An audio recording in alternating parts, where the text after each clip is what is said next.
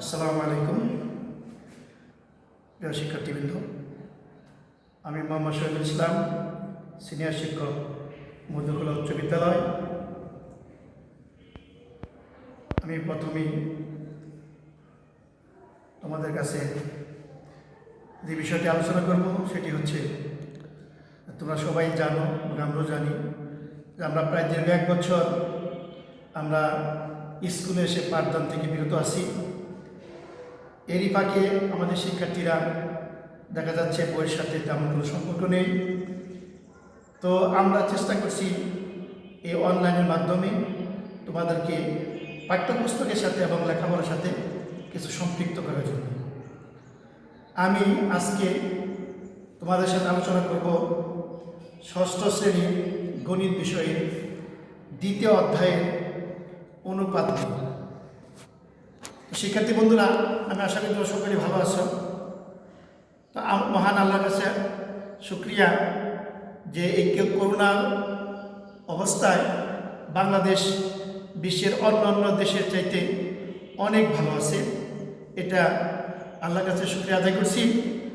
তো আমরা আশা করছি যে অল্প সময়ের মধ্যেই এই করোনা থেকে আমরা সম্পূর্ণ পরিত্রাণ পাব এবং আমরা সকলেই বিদ্যালয়ে এসে সশরীরে আমরা শ্রেণী পাঠে অংশগ্রহণ করতে পারব, সেই আশাবাদ ব্যক্ত করে আমি আজকের পাঠের আলোচনা শুরু করছি। আমাদের আজকের পাঠের যে বিষয় সেটা হলো 6ষ্ঠ শ্রেণীর গণিত বিষয়ের 2য় অধ্যায়ের অনুপাত। শিক্ষার্থী বন্ধুরা, প্রথমে আমাদের জানতে হবে অনুপাত কি। এই অনুপাতটা জানা না থাকলে আমরা এই চ্যাপ্টারের আলোচনা করতে পারবো না। অনুপাত হচ্ছে দুইটি সমজাতীয় রাশি, একটি অপরটির তুলনায় কত গুণ বা কত অংশ। তখন এইটাকে যখন আমরা ভগ্নাংশ আকারে প্রকাশ করতে পারি, সেই ভগ্নাংশটিকে রাশি দুইটির অনুপাত বলে। তবে এখানে একটি জিনিস জেনে রাখা দরকার, যে বলা হয়েছে দুইটি সমজাতীয় রাশি একটি অপরটির তুলনায় কত গুণ বা কত অংশ। যেমন একটা ভগ্নাংশ মনে করো 5, 4, আরেকটা ভগ্নাংশ 3, 4। এখানে তোমরা সবাই জানো যে ভগ্নাংশে দুইটা জিনিস থাকে, একটা হচ্ছে হর আর একটা লব। এখন সংজ্ঞা কেন বলা হলো কত গুণ বা কত অংশ? এই একটা কথা বললেই তো হতো যে দুইটি সমজাতীয় রাশির একটি অপরটির তুলনায় কত গুণ, সেটা একটা ভগ্নাংশ প্রকাশ করা যায়, সেই ভগ্নাংশটিকে রাশি দুটির অনুপাত বলে। কিন্তু এখানে বলা হয়েছে যেহেতু যে কত গুণ বা কত অংশ, এটা নিশ্চয়ই একটা কারণ আছে। সে কারণ হলো যখন আমাদের ভগ্নাংশে হরের চেয়ে লব ছোট হবে তখন আমরা সেখানে লিখব অংশ। যেমন এখানে লেখা হয়েছে 5, 4। আমরা এখানে দেখতে পাচ্ছি হর হচ্ছে 5 এবং লব হচ্ছে 4। সেখানে যেহেতু লব ছোট, এই জন্য আমরা এটা লিখব অংশ। আর একটা দেখা যাচ্ছে যেখানে 4/3, অর্থাৎ এখানে হর হচ্ছে 4, লব হচ্ছে 4, হর হচ্ছে 3। সুতরাং এখানে আমরা লিখব গুণ। এটাকে লিখব আমরা গুণ। তাহলে আমাদের এই ভগ্নাংশটা লেখা সঠিক হবে। এই বিষয়টা আমাদের লক্ষ্য রাখতে হবে। আমরা অনেক সময় একই জিনিস লিখে ফেলাই অংশ বা গুণ, বিষয়টা একটু লক্ষণীয়। আমরা যদি লব ছোট বড় পাই তাহলে গুণ, আর লব যদি ছোট পাই তাহলে লিখব অংশ। তাহলে আমরা বুঝতে পারলাম যে দুইটি সমজাতীয় রাশি একটি অপরটির তুলনায় কত গুণ বা কত অংশ তা একটি ভগ্নাংশ দ্বারা প্রকাশ করা যায়। সেই ভগ্নাংশটিকে রাশি দুটির অনুপাত বলে। এখন আমরা দেখলাম এই যে একটা ভগ্নাংশ, এইটাকে অনুপাত আকারে যদি আমরা সাজাইতে চাই তাহলে লক্ষ্য করতে হবে যে এইটা লব যে আছে, লবটা হবে সবসময় আগে। যেমন 4/5। এইভাবে আমরা একটা অনুপাতের চিহ্ন দিয়ে আমরা এই ভগ্নাংশটাকে সাজাইতে পারি। তাহলে আমরা বুঝতে পারলাম। তোমার একটা জিনিস আমাদের জানা খুব জরুরি, যেটা হলো যে ভগ্নাংশের কয়টি রাশি থাকে। ভগ্নাংশের কয়টি রাশি? সাধারণত ভগ্নাংশের মধ্যে আমরা ধরব দুইটা রাশি থাকে।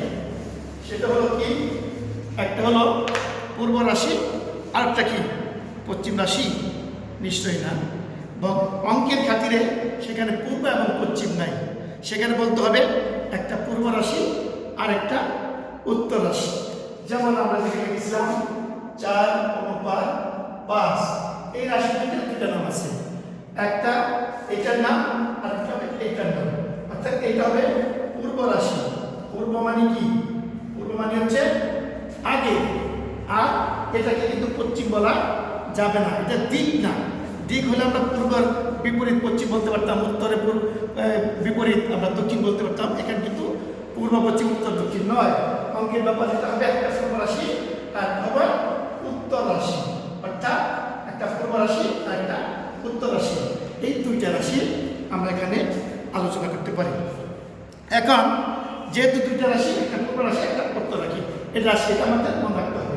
রাশির অনুপাতে কয়টি রাশি থাকে? সাধারণত দুইটি রাশি থাকে।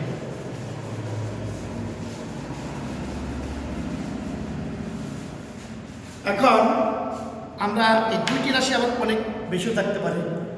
আবার আমরা লক্ষ্য করবা যে অনুপাতের যে রাশিগুলো, আমরা রাশিগুলোকে,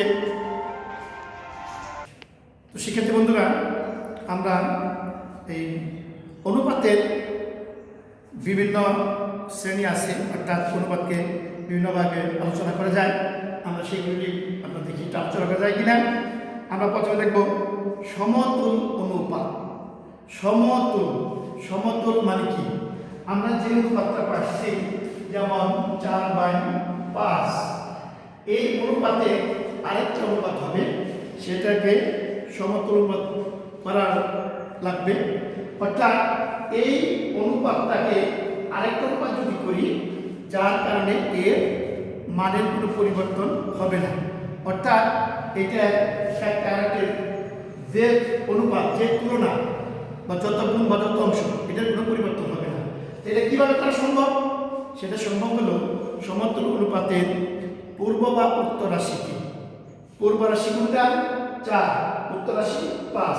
এই পূর্ব রাশি বা উত্তর রাশিকে আমরা শূন্য ব্যতীত অন্য যে কোনো সংখ্যা দ্বারা গুণ বা ভাগ করলে আমরা পরবর্তী যে অনুপাতটা পাবো তাকে বলা হয় সমতুল অনুপাত। দেখিয়ে রাখতে হবে পূর্ব রাশি এবং উত্তর রাশিকে শূন্য ব্যতীত, কারণ শূন্যতে কোনো সংখ্যাকে গুণ বা ভাগ করলে যার কোনো ফল আমরা পাই না। এজন্য আমাদেরকে শূন্য ব্যতীত অন্য যে কোনো সংখ্যা দিয়া গুণ বা ভাগ যদি করি, তাহলে তার মানের কোনো পরিবর্তন হবে না। ধরে নাও আমরা যদি এইটাকে 4 আছে, 1 দিয়ে গুণ করি, 4কে 5 দিয়ে 1 দিয়ে গুণ করতে হবে, তাহলে একই আসলো, এটা কোনো পরিবর্তন হলো না, কিন্তু অন্যরকম দৃশ্য হলো না। এই জন্য আমরা এটা দৃশ্যের পরিবর্তন করার জন্য আমরা দেখি, যেমন 4 গুণ 2 অনুপাত, আবার 5 গুণ এটার সাথে ঠিক তাই একই অবস্থায় 2 গুণ করতে হবে। তাহলে এখানে হলো কত? 4 দ্বিগুণে 8, আবার 5 দ্বিগুণে 10। এই যে একটা পরিবর্তন হলো, এই পরিবর্তনতে এইটা এবং এইটা এর কোনো পরিবর্তন নাই, অর্থাৎ অনুপাতের কোনো হেরফের হয় না, যা আছে মান ঠিক তাই আছে। এটি হলো তোমার সমতুল অনুপাত। আবার ধরে নাও এই যেমন 8 আছে, 8 অনুপাত 10, এইটাকে যদি আমরা যেমন প্রথম দেখালাম ভাগের গুণের মাধ্যমে, এখন আমরা ভাগের মাধ্যমে দেখাই। দেখো 8/2 অনুপাত, এরপর আসে 10 ভাগ ওই আগের 2, তাহলে কি আসলো? 4 দ্বিগুণে 8, 5 দ্বিগুণে 10। দেখা যাচ্ছে যে আমরা এটাকে গুণ বা ভাগ করলে মানের কোনো পরিবর্তন হচ্ছে না। এটি হলো সমতুল অনুপাত। অর্থাৎ কোনো অনুপাতে পূর্ব রাশি বা উত্তর রাশিকে শূন্য ব্যতীত অন্য কোনো সংখ্যা দ্বারা গুণ বা ভাগ করলে এর মানের কোনো পরিবর্তন হয় না। এই ধরনের অনুপাতকে সমতুল অনুপাত বলে। তো আমরা আরও কিছু বিষয় লক্ষ্য করব, সেটা হলো যে অনুপাতের আরও কিছু বিষয় আছে, সেগুলো আমরা আলোচনা করব। যেমন সরল অনুপাত, আমরা আগে আলোচনা করেছি সরল অনুপাত কি। সরল অনুপাত হচ্ছে যে অনুপাতে দুইটা রাশি থাকে, অর্থাৎ পূর্ব রাশি এবং উত্তর রাশি, এটিকেই সরল অনুপাত বলা হয়। এখন আরও অনুপাতের শ্রেণীবিভাগ আছে, যেমন লঘু অনুপাত। আমরা লক্ষ্য করি লঘু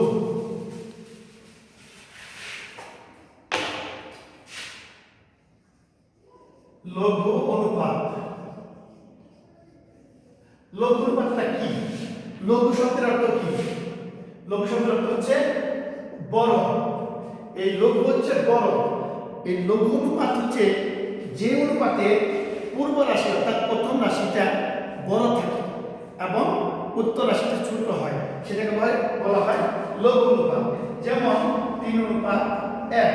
আমরা এই অনুপাতগুলো দেখতে পাচ্ছি, প্রথমটা হচ্ছে 3, শেষেরটা হচ্ছে 1। এই ধরনের দুটো অনুপাত আমরা দেখি, ওই অনুপাতের নাম হবে লঘু অনুপাত। সরি, আমি ভুল বলছি, এখন দুঃখিত। লঘু অনুপাত করতে না, যেটা হলো লঘু মানে ছোট। হ্যাঁ, ভুল। লঘু হচ্ছে ছোট, অর্থাৎ যে অনুপাতটা তোমার ছোট হবে, যেমন 1:3। 1:3 এই লঘুটা যে ছোট, একটা হলে ছোট, 3টা হলে বড়। অর্থাৎ যে অনুপাতে প্রথম রাশিটা হবে ছোট এবং দ্বিতীয়টা হবে বড়, ওটাকে লঘু অনুপাত বলে। আর একটা আছে গরু অনুপাত, যেটা হলো গরু অনুপাতের মধ্যে হবে এরকম গরু অনুপাত। গরু মানে হচ্ছে বড়, এখানে গরু বড়। এই বড়টা হচ্ছে অর্থাৎ যে অনুপাতে পূর্ব রাশি বড় হবে এবং উত্তর রাশি ছোট হবে, তাকে বলা হয় গরু অনুপাত। যেমন এখানে উল্টে গেলে মানে কি 3:1। এই যে অনুপাতটা পূর্ব রাশি বড়, ছোট রাশি উত্তর রাশি ছোট, তাহলে এইটা কি হলো লঘু অনুপাত, গরু অনুপাত। তাহলে এই গরু অনুপাতটা আমরা শিখে গেলাম এবং লঘু অনুপাতটা আমরা শিখে গেলাম। লঘু মানে ছোট, গরু মানে বড়। তাহলে যে অনুপাতে পূর্ব রাশি ছোট, উত্তর রাশি বড়, তাকে বলা হয় লঘু অনুপাত। যে অনুপাতে পূর্ব রাশি বড়, উত্তর রাশি ছোট, তাকে বলা হয় গরু অনুপাত। এরপরে আমরা আরো কিছু বিষয় আছে যেগুলো আমাদের জানা খুব দরকার, যে একক অনুপাত। একক অনুপাতটা কি? একক অনুপাত হচ্ছে পূর্ব রাশি উত্তর রাশি সমান, অর্থাৎ পূর্ব রাশি যদি 1 হয়, উত্তর রাশি হবে 1। আবার পূর্ব রাশি যদি 3 হয়, উত্তর রাশি হবে 3। এটা নাম হলো একক অনুপাত। যে অনুপাতে পূর্ব রাশি আর উত্তর রাশি কোনো পার্থক্য থাকে না, একই রকম থাকে, সেটাকে বলা হয় একক অনুপাত।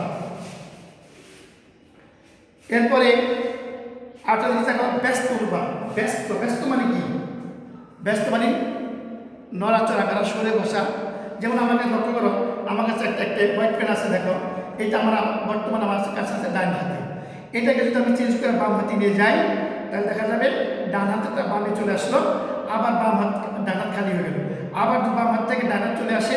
অর্থাৎ দুইটাই যদি এরকম, একটা ডাস্টার একটা পেন, তো ডান হাতে পেন, বাম হাতে ডাস্টার। বাম হাতে ডাস্টার ডান হাতে চলে আসলো এবং ডান হাতে কলম বাম হাতে চলে আসলো। এই যে নড়াচড়া করা, সরে আসা, এটার নাম হচ্ছে ব্যস্ত। অর্থাৎ পূর্ব রাশি হয়ে যাবে উত্তর রাশি, উত্তর রাশি হয়ে যাবে পূর্ব রাশি। যেমন 2:3, এটা হলো একটা সরল অনুপাত। এই সরল অনুপাতে এটা যেহেতু পূর্ব রাশি, এটা পূর্ব আর এটা হলো উত্তর। যেহেতু হলো, এখন এই উত্তরকে আমরা পূর্বে নিয়ে আসবো এবং পূর্বকে উত্তরে নিয়ে যাবো। এরপরে যে অনুপাতটা পাবো তার নাম আছে ব্যস্ত অনুপাত। তাহলে হবে কি ব্যস্ত অনুপাত? 3:2। অর্থাৎ উত্তর চলে আসলো পূর্বে, পূর্ব চলে গেল উত্তরে। এই যে আমরা অনুপাত পেলাম, এই অনুপাতটার নাম হলো ব্যস্ত অনুপাত। তার মানে ব্যস্ত মানে নড়াচড়া, সরে বসা, ডানে থাকলে বামে, বামে থাকলে ডানে, সামনে থাকলে পিছনে, পেছনে থাকলে সামনে, এর নামই ব্যস্ত। এই অনুপাতটাকে আমরা ব্যস্ত অনুপাত বলি। এরপর আছে মিশ্র অনুপাত। মিশ্র মানে কি? মিশে আসা। একাধিক সরল অনুপাতে অনেক অনুপাত থাকতে পারে, একাধিক সরল অনুপাত। যেমন 1:2, 3:5, 4:6 বা 3 ইত্যাদি ইত্যাদি। 4:2 হতে পারে, 3 হতে পারে, এরকম। এখন আমরা দেখছি একাধিক সরল অনুপাত, একটা সরল অনুপাত, একটা সরল অনুপাত, একটা সরল অনুপাত, 3টা সরল অনুপাত।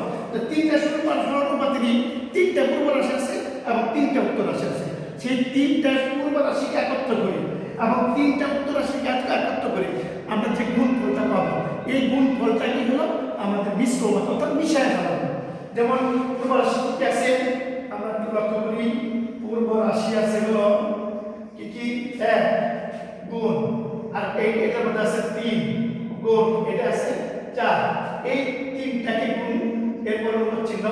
আবার উত্তর রাশি কি আছে 2 গুণন 5 গুণন 3, লক্ষ্য করো 1 3 4, আর এখানে করো 2 5 3, এই যে আমরা পূর্ব রাশি উত্তর রাশি করে পেলাম, এইগুলোকে একত্রে গুণ করব। 3 আগে 3 3 4 12 অনুপাত 5 দ্বিগুণে 10 3 10 30, অর্থাৎ এই যে 12 অনুপাত 30 উত্তর রাশির গুণফলকে একত্র করে এবং পূর্ব রাশির গুণফলকে একত্র করে এবং উত্তর রাশির গুণফলকে একত্র করে আমরা যে অনুপাত পাই অনুপাত। তো শিক্ষার্থী বন্ধুরা ধন্যবাদ। আমরা এই অনুপাতের অঙ্কগুলো তোমাদের আগামী ক্লাসে আমরা শিখিয়ে দেওয়ার চেষ্টা করব। তোমরা ক্লাসগুলি মনোযোগ সহকারে শুনবে এবং বাড়িতে নিয়মিত লেখাপড়া করবে। মোবাইলে তোমরা এটা শুধুমাত্র এই অনলাইনে যে ক্লাসগুলি চলে, শুধু আমাদের স্কুলে অন্যান্য স্কুলে চলে, তোমরা যদি সেখান থেকে ডাউনলোড করো তাহলে তোমরা এই ক্লাসগুলি পাবে। তোমরা এগুলির সাথে সংযুক্ত থাকো এবং অন্যান্য বিষয়গুলো গেমস বা আলাদা কিছু আছে সেগুলো তোমরা মোবাইলে দেখার জন্য চেষ্টা না করবে, কেননা অধিকতর আসক্ত হয়ে তোমাদের লেখাপড়া থেকে তোমরা বিচ্যুত হবে, দূরে সরে যাবে। তো তোমরা সকলে ভালো থাকো, তোমাদের সুস্বাস্থ্য কামনা করে এবং আগামী ক্লাসে তোমরা যথাযথভাবে এই অনুসরণের ক্লাসগুলো দেখবে সেই আশা ব্যক্ত করে তোমাদের সুস্বাস্থ্য কামনা করে আজকের মতো এখানে ক্লাস শেষ করছি। সবাইকে ধন্যবাদ। আল্লাহ হাফেজ।